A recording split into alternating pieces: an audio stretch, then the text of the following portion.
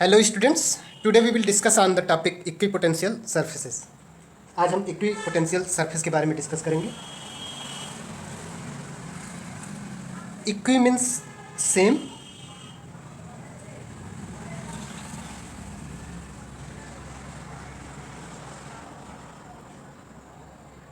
And potential means potential और voltage.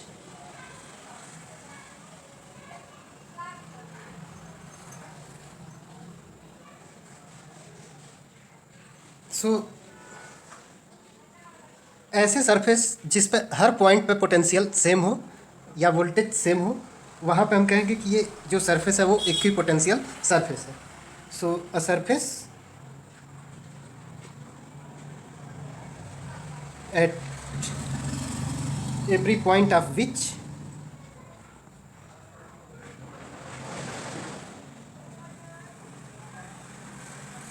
the potential due to charge distribution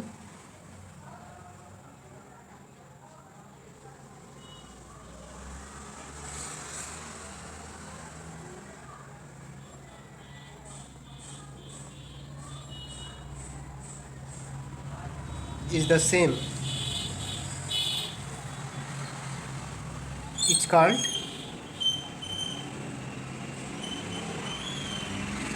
equipotential surface। Equipotential surface. अब यहाँ पर हम two types of equipotential surface की बात करेंगे। First type of equipotential surface है plane equipotential surface, and second type of equipotential surfaces है स्फेरिकल इक्विपोटेंशियल सरफेस।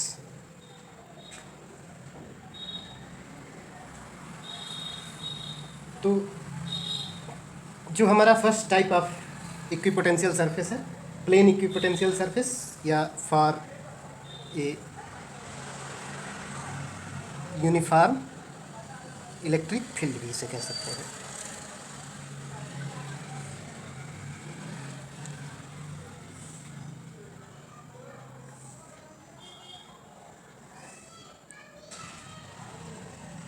सपोज ये हमारा यूनिफॉर्म इलेक्ट्रिक फील्ड है और इस फील्ड में कुछ प्लेन्स हैं।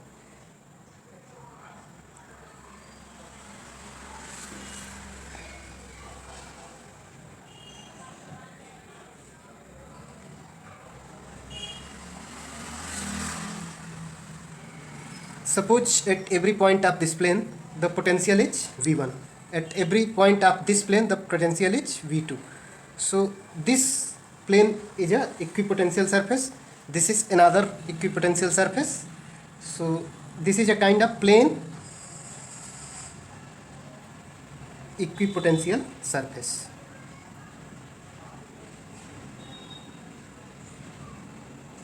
सेकेंड टाइप ऑफ जो इक्विपोटेंशियल सरफेस होते हैं वो स्फेरिकल होते हैं, और यूजुअली ये एक सिंगल आइसोलेटेड चार्ज के लिए डिज़ाइन किए जाते हैं।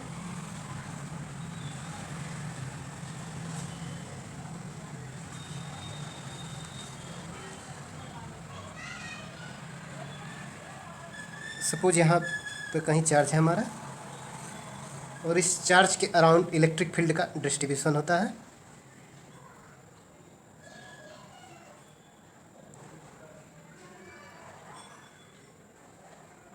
कुछ इस तरह से स्फीयर के शेप में इलेक्ट्रिक फील्ड का डिस्ट्रीब्यूशन होता है।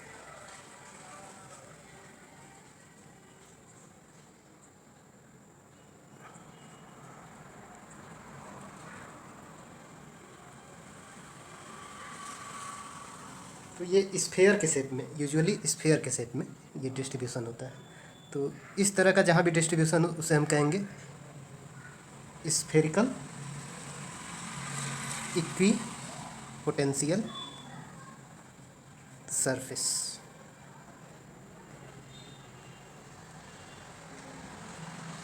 यहाँ पर जो स्फीयर है, स्फीयर का कोई भी पॉइंट लें, हर पॉइंट पर पोटेंशियल सेम है।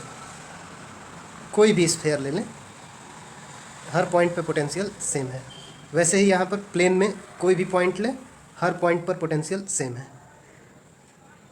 तो ये प्लेन इक्विपोटेंशियल सरफेस और इसे स्फेरिकल इक्विपोटेंशियल सरफेस से डिफाइन किया हमने। अब हम डिस्कस करेंगे कुछ प्रॉपर्टीज़ के बारे में, इक्विपोटेंशियल सरफेस की कुछ प्रॉपर्टीज़ के। सबसे पहली प्रॉपर्टी जो हम डिस्कस करेंगे, सपोज अगर हम कंसीडर करें work done moving from a point A to B in equipotential plane और equipotential surface.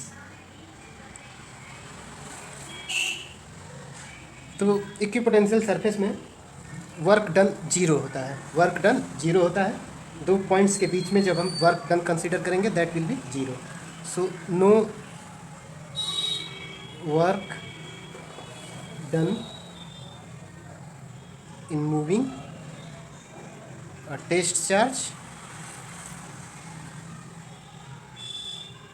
from one point to other point। चलिए इसे हम मैथमेटिकली कैसे देखेंगे। अगर हम बात करें पोटेंशियल डिफरेंस की, तो that will be B B minus V A and this will be equal to W A B by q naught. यह फार्मूला हमने स्टडी किया है पोटेंशियल डिफरेंस का।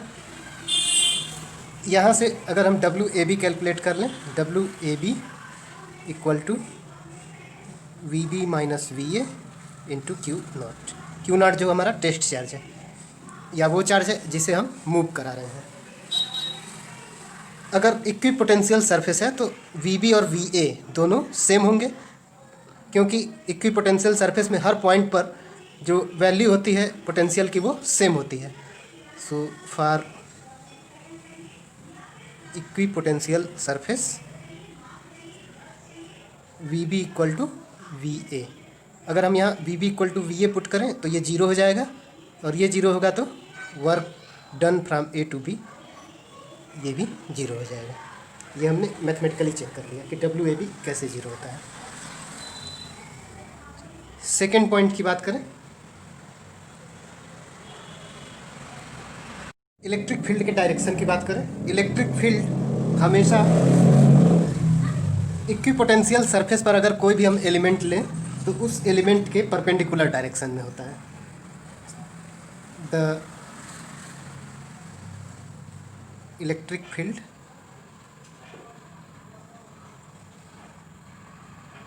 Is always perpendicular to the element dl of the equipotential surface।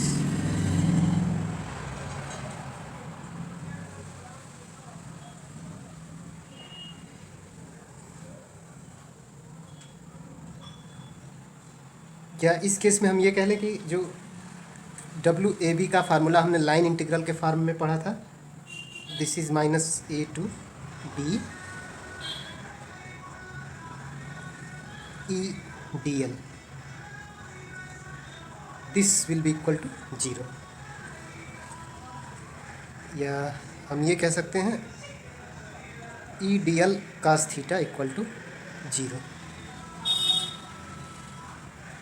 यहाँ पर जो electric field होगा उसकी वैल्यू तो जीरो नहीं हो सकती, therefore E is non zero. Element की लेंथ जो हम कंसीडर करते हैं, प्लेन पर अगर हम कोई एलिमेंट लेते हैं तो उसकी लेंथ भी जीरो नहीं हो सकती, इसलिए जो डी एल होगा ये भी नॉन जीरो होगा। बचा कास थीटा। यहाँ पर तीन टर्म्स के मल्टीप्लिकेशन है, E D L and cos theta. तो ई नॉन जीरो है, डी एल भी नॉन जीरो है, तीसरा टर्म इसका मतलब कास थीटा जीरो होगा। Cos theta equal to zero, या हम ये कहें कि cos theta equal to cos 90 degree, क्योंकि कास 90 डिग्री की वैल्यू हम सभी लोग जानते हैं जीरो होती है। या यहाँ से थीटा अगर कंपेयर करें तो theta equal to 90 degree, theta equal to 90 degree. तो थीटा इक्वल टू 90 डिग्री मतलब जो ये हमारा डी एल है और ई है, इलेक्ट्रिक फील्ड और element d l at equipotential surface, इन दोनों के बीच में थीटा 90 डिग्री है, मीन्स दोनों एक दूसरे के परपेंडिकुलर है। थर्ड प्रॉपर्टी है equipotential surface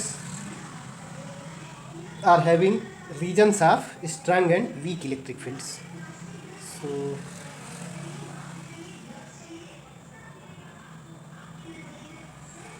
electric fields may be strong or weak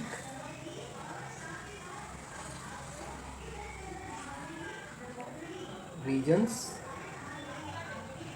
on equipotential surfaces.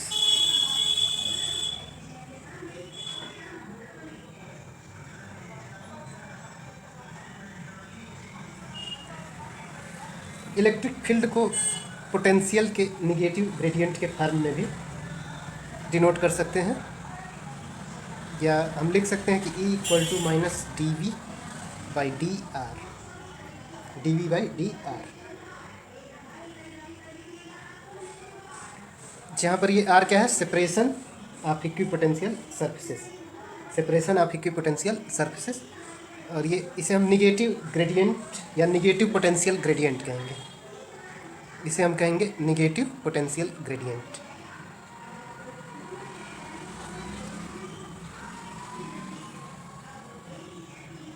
Electric field को निगेटिव पोटेंशियल ग्रेडियंट के फॉर्म में भी डिनोट कर सकते हैं।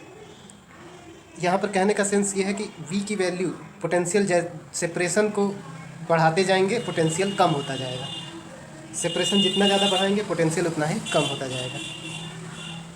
या यहाँ से हम ये लिख सकते हैं कि d r equal to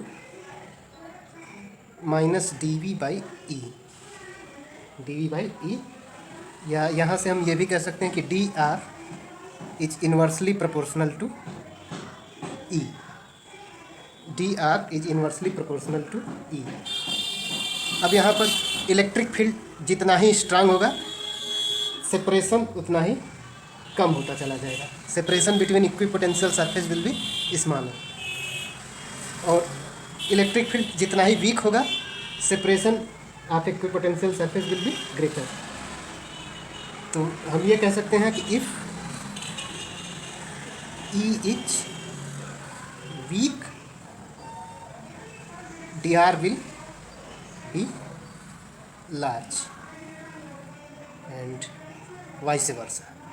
vice versa means इसका जो अपोजिट है वो भी ट्रू है, यानी कि अगर ये स्ट्रांग होगा तो ये स्मॉल हो जाएगा।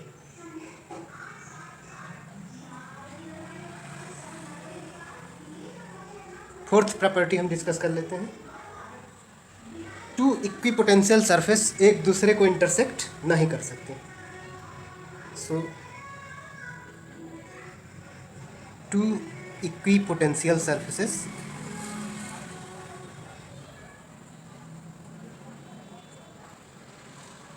Can not intersect.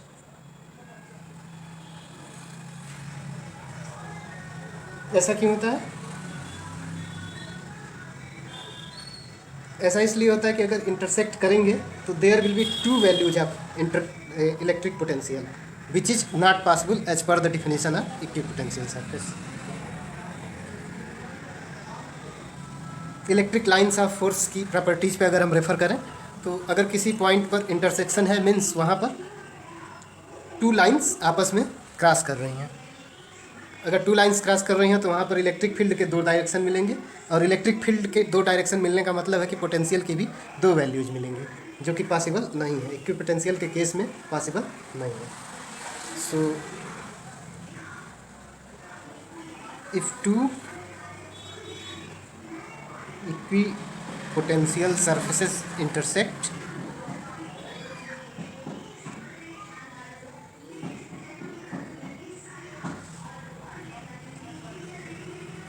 then at the points of intersection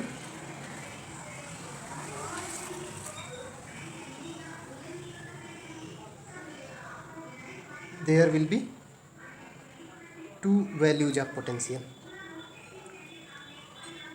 और किसी एक पॉइंट पर टू वैल्यूज ऑफ पोटेंशियल मिलना इक्विपोटेंशियल सरफेस के अकॉर्डिंग, डिफिनीशन के अकॉर्डिंग पॉसिबल नहीं है।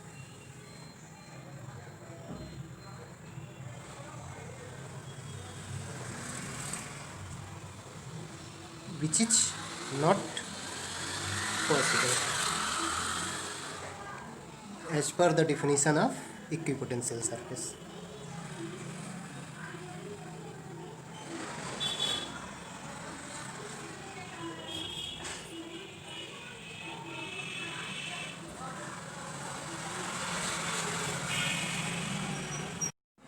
अगर आपको हमारी वीडियो अच्छी लग रही हो तो अपने फ्रेंड्स के साथ में शेयर करें, वीडियो को लाइक करें, चैनल को सब्सक्राइब करें और साथ ही साथ कमेंट बॉक्स में अपने कमेंट लिखकर फीडबैक जरूर दें।